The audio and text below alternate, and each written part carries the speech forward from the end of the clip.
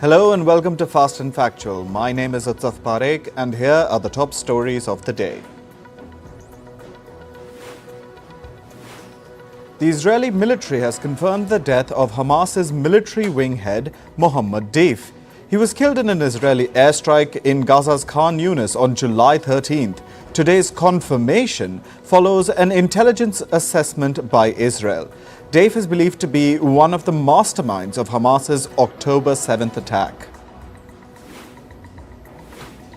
Hezbollah has confirmed the death of its top commander, Fuad Shukr. His body was found in the rubble of yesterday's Israeli strike in Lebanon's capital, Beirut. The airstrike also killed 5 people. It was in retaliation for a rocket attack in the occupied Golan Heights area that killed 12 children last week. Israel blamed Hezbollah for the attack, but the group has denied this. Amid the tensions, Australia has asked its citizens to leave Lebanon immediately. Foreign Minister Penny Wong has said that the security situation in the region could deteriorate quickly with little or no notice. She has warned that Beirut airport could shut down completely if the situation worsens. About 15,000 Australians live in Lebanon.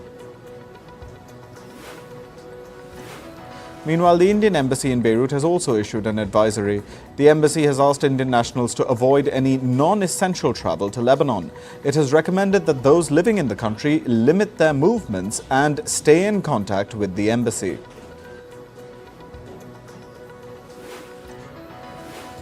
Hezbollah is mourning the death of its top commander, Fuad Shukr. The group has called the commander a major symbol of the resistance against Israel. Shukr's body will be buried today.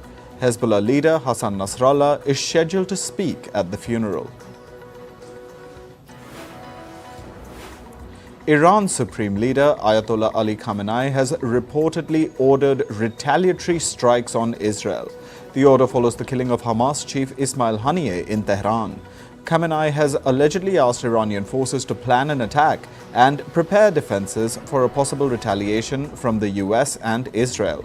According to reports, Iran is mulling drone and missile strikes on Tel Aviv and Haifa and coordinated attacks from multiple fronts, including Iran, Yemen, Syria, and Iraq.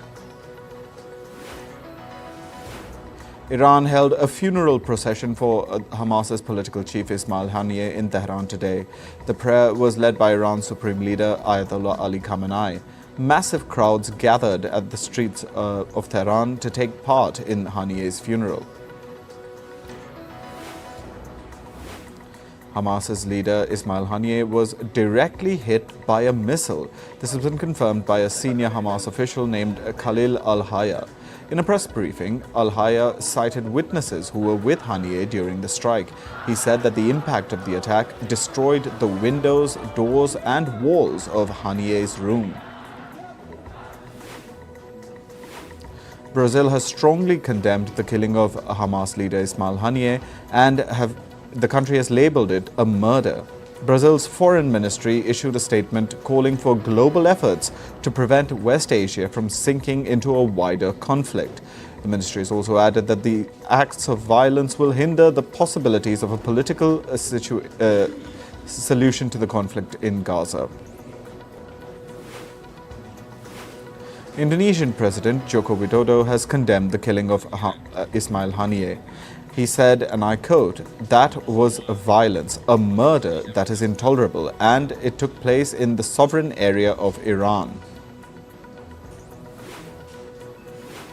Ismail Haniyeh's killing has left Hamas scrambling to find a new leader.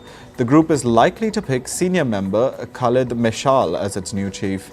Other contenders include Khalil al-Hayya, who is also a senior Hamas official. Thousands of pro-Palestinian protesters hit the streets in Turkey's Istanbul after the killing of Hamas leader Ismail Haniyeh in Tehran. Similar protests were witnessed in Jordan near the Israeli embassy. Meanwhile, in the North African nation of Tunisia, protesters were seen carrying Palestinian flags and chanting pro-Palestinian slogans. Israeli Prime Minister Benjamin Netanyahu has warned against attacks on Israel. He said that Israel will exact a heavy price if attacked. He added that Israel has delivered crushing blows to Iran's proxies over the past few days, which includes Hamas, Hezbollah and the Houthis.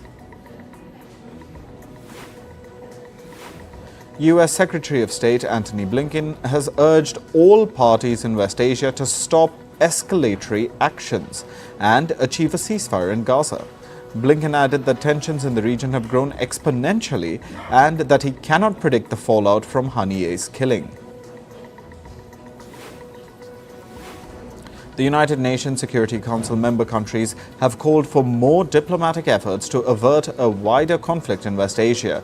Japan's deputy representative to the UN has said that the region is on the brink of an all-out war. Meanwhile, China, Russia, Algeria and other UNSC members have condemned the killing of Hamas leader Ismail Haniyeh. The US, UK and France have raised concerns over destabilizing actors in the region that they claim are supported by Iran. Former US President Donald Trump has attacked the current Vice President Kamala Harris over her racial identity. Trump said that Harris would always promote her Indian heritage. He suggested that the US Vice President has decided to, quote-unquote, turn black for political gain. US Vice President Kamala Harris has slammed Trump for his remarks. Harris said that Trump's comments were the same old show of divisiveness and disrespect. She responded to Trump's comments by saying that the American people deserve better. Harris also said that the US deserves a president who understands that our differences do not divide us.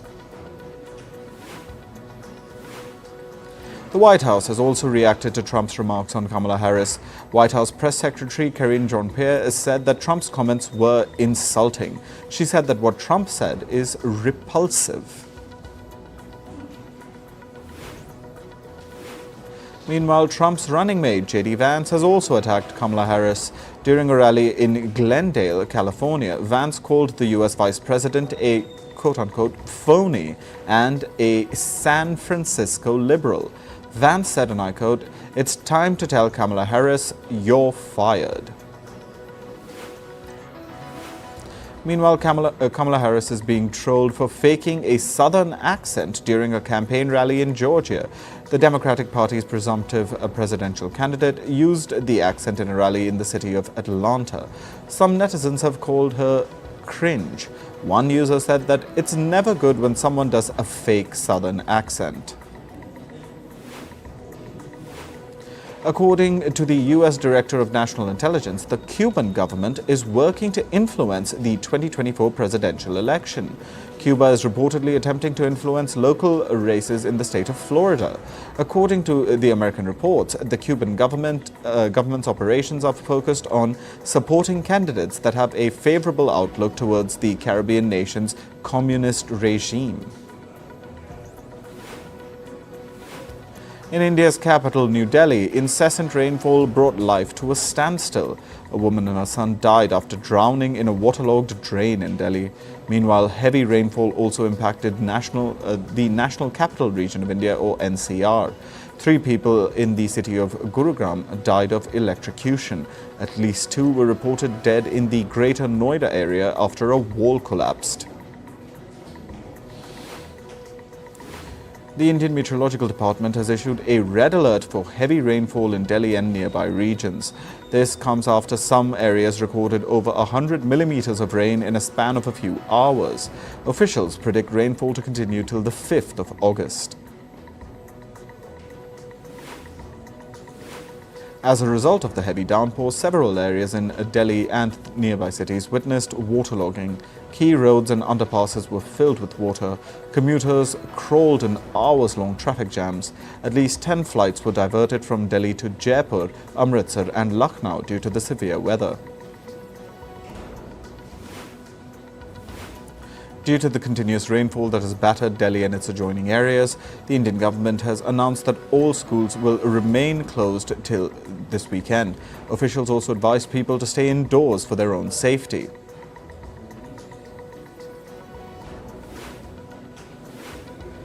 Cloudbursts have occurred in the northern Indian state of Himachal Pradesh. At least 2 people have died and over 50 are reportedly missing. Multiple cloudbursts have caused severe disruptions in the districts of Shimla, Mandi and Kullu. The Chief Minister of Himachal Pradesh says that rescue operations are underway.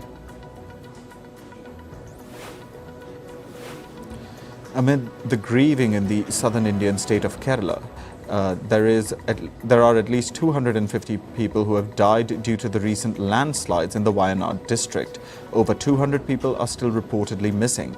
Meanwhile, the US State Department and Russian President Vladimir Putin have expressed their sorrow over the situation. A large wildfire shocked the residents of Rome on Wednesday. The fire erupted on a hill near Rome's Court of Justice.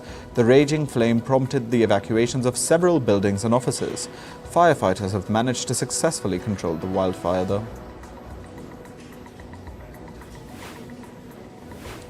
Meanwhile, firefighters battled raging wildfires in North Macedonia for the 3rd day. Locals used hand pumps and firefighting kits to control the flames around their towns.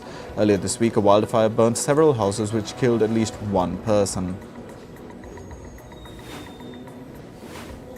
In Spain, the city of Barcelona witnessed scorching temperatures yesterday. According to local authorities, the mercury touched 40 degrees Celsius, setting a new record.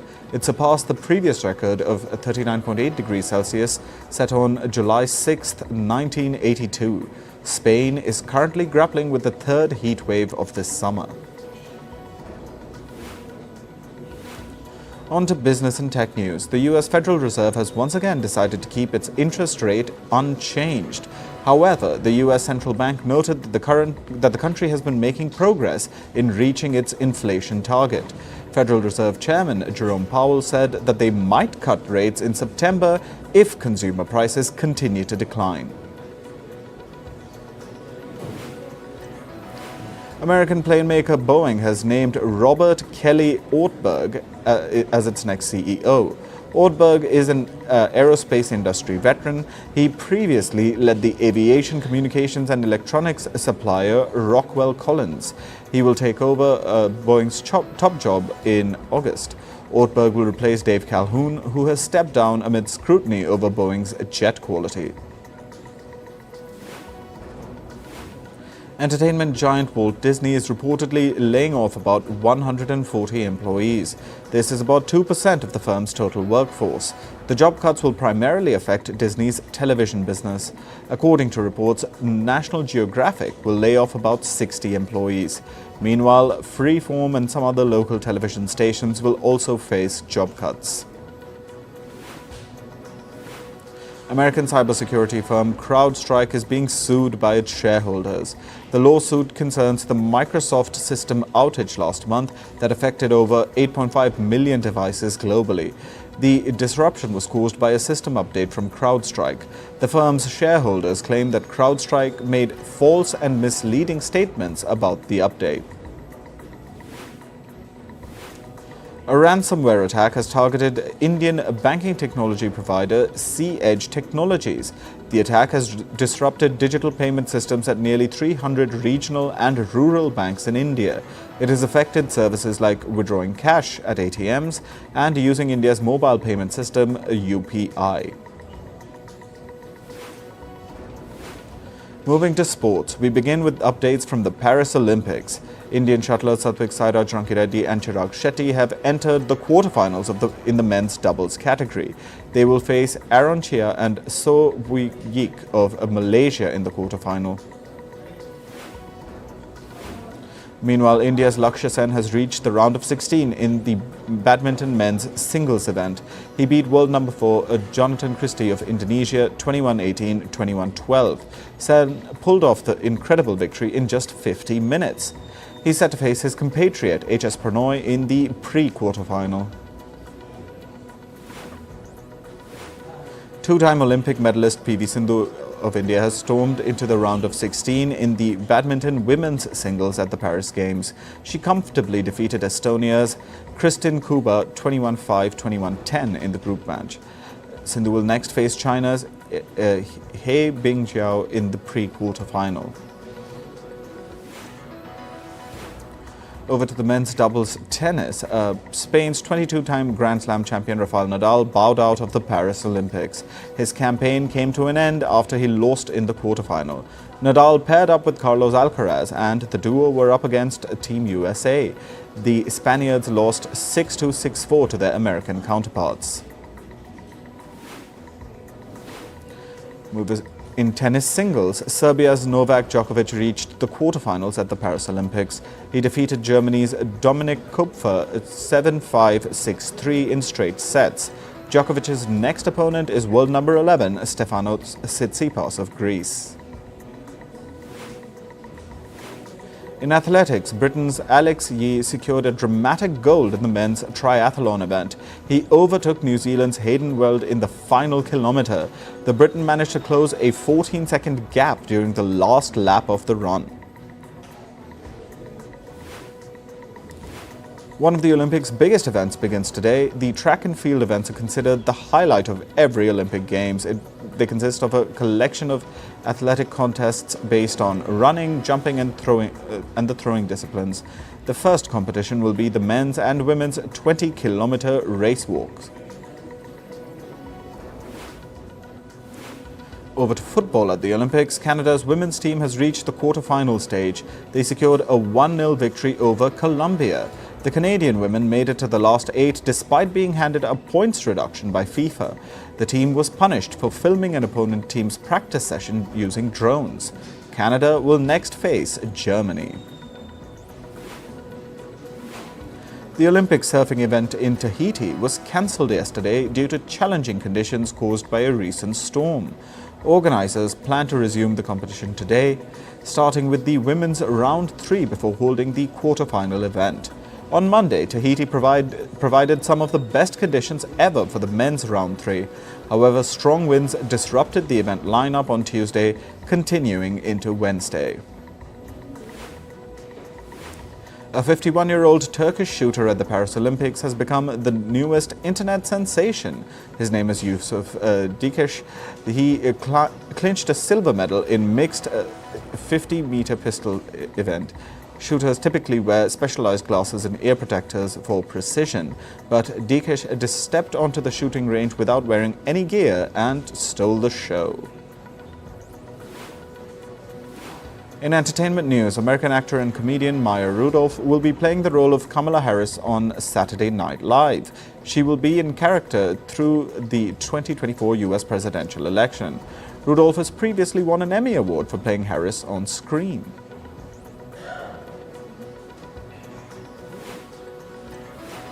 The Season 2 finale of House of the Dragon has leaked online. The makers issued a statement that clips were unintentionally posted. HBO is now trying to delete all the content that is going viral on various social media platforms. Filmmaker James Gunn has wrapped up the shoot of Superman, which will release next year. He penned an emotional note on social media thanking all the people who made it possible. The new Superman film will feature David Corenswet in the lead role. Streaming giant Netflix has set the premiere date of Squid Game Season 2. The show's teaser revealed that the episodes will start streaming from December 26th this year. The makers also announced that the show has been renewed for a third and final season. The final season will premiere next year. According to reports, Jennifer Lopez and Ben Affleck have signed their divorce papers. However, they are yet to file them in court. The couple is likely to make a joint statement soon, announcing the end of their journey together. That's all for this episode of Fast and Factual. Thank you for watching and stay tuned to Firstpost.